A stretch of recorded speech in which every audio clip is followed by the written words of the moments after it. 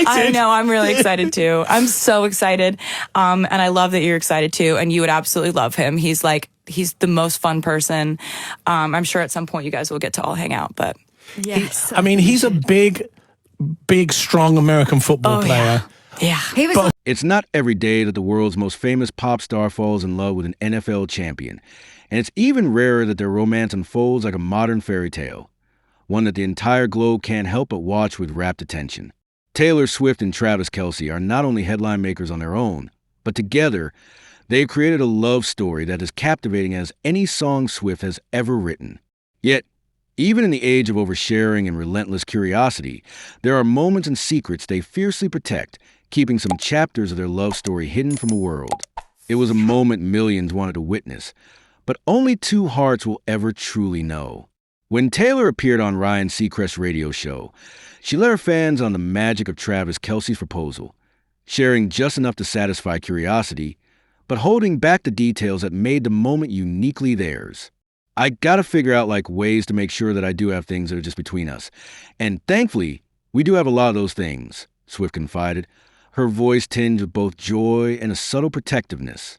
That moment in particular is one that's always just going to be ours. For a woman whose lyrics have bared her soul to the world, these words carried an extra weight. Fans could imagine the glow in her eyes, the secret smile reserved for her fiancé, and the memory tucked away like a handwritten love letter. That will always be mine, she added, a simple phrase that said everything and nothing at once. Taylor Swift's romantic history has played out like a greatest hits album for tabloids, with every relationship scrutinized, dissected, and sometimes even weaponized. But with Travis Kelce, there's a refreshing ease, a feeling of two lives fitting together because they want to, not because they have to. We're both very public-facing people, and both of our career paths involve entertaining people, Taylor explained. So we're very kind of relaxed about things. It's a rare kind of balance. On one hand, they share adorable photos and side jokes and glimpses into their lives that let fans feel like they're part of the inner circle.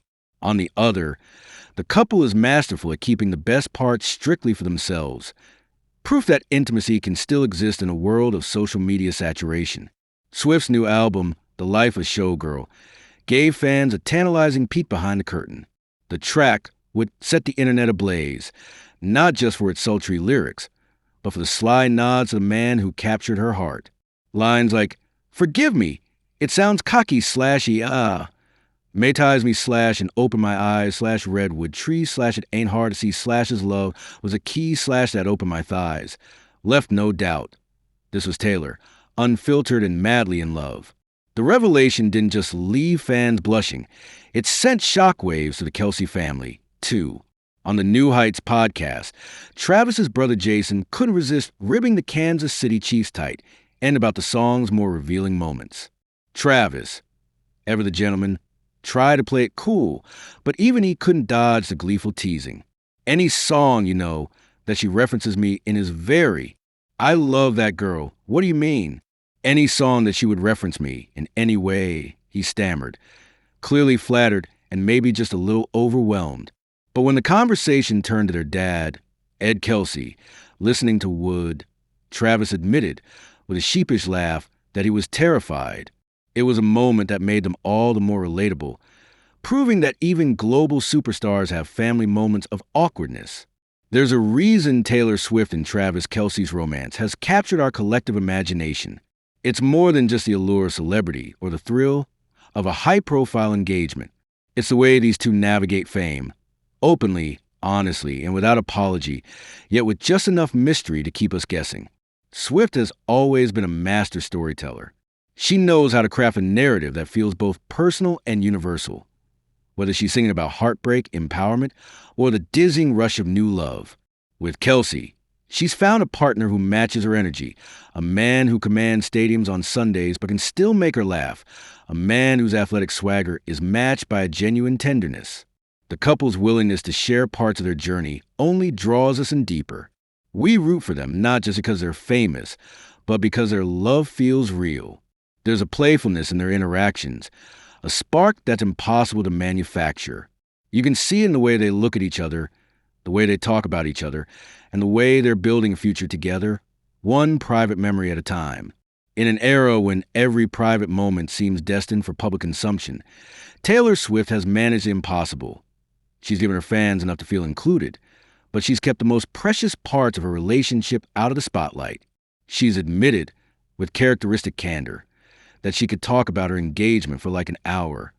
And yet, she stops herself, not out of fear, but out of reverence for the bond she shares with Kelce.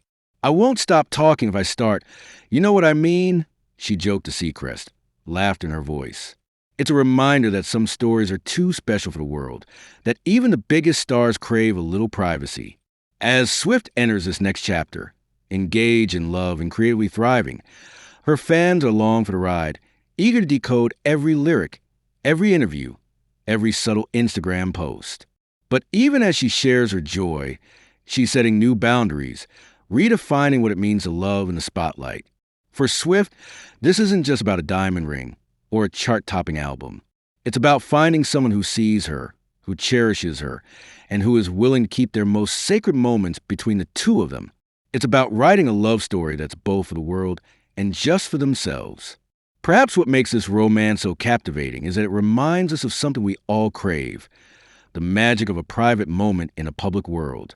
Taylor Swift and Travis Kelce are living proof that love can thrive under the brightest lights, as long as you remember to keep some parts in the shadows, just for two. Their story isn't just tabloid fodder. It's a testament to the enduring power of romance, the thrill of new beginnings, and the beauty of holding something back, even as the world begs for more. And as Swift herself might say, that's the kind of secret worth keeping forever.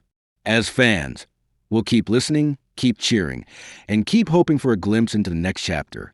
But deep down, we know the best parts will always belong to Taylor and Travis alone. And somehow, that makes their love story all the more enchanting. Absolutely. Thank you so much for the time to give us some more insight on the album. Congrats on all the fun things. Great questions, by the way. You really came at me with some great questions. You're the best. I mean, you have to. You crushed it. It's Taylor Swift. We have to do it. Writing songs is one of my favorite things. And I did kind of nurture a fear earlier on in my career that if I ever wasn't truly miserable in my personal life, would I be able to write? And I think that's one of the reasons I love this album so much is we were like catching lightning in a bottle. When did you play it to Travis, to Big Trav? Oh, can I call him Big Trav? Yeah, you absolutely can. He responds to pretty much anything. Okay. Which is great. He's a really easygoing guy. You will absolutely love him when you meet him. Yeah. But yeah, like I would play it for him as soon as I guess we're going to do the intro. First of all, should we call you Dwayne, The Rock, the final boss? What are we going by these days? Whatever comes out, brother. All good. Doesn't matter what your name is. Let's go. Our guest today is 6'4" from the University of Miami. He was a member of the 91 Hurricanes national championship team. You might know him as the 10-time WWE heavyweight champion, or from his hit films such as The Fast and Furious, Jumanji, Moana, and upcoming The Smashing Machine. 92%ers, please welcome Dwayne The Rock Johnson! Let's go, boys. Good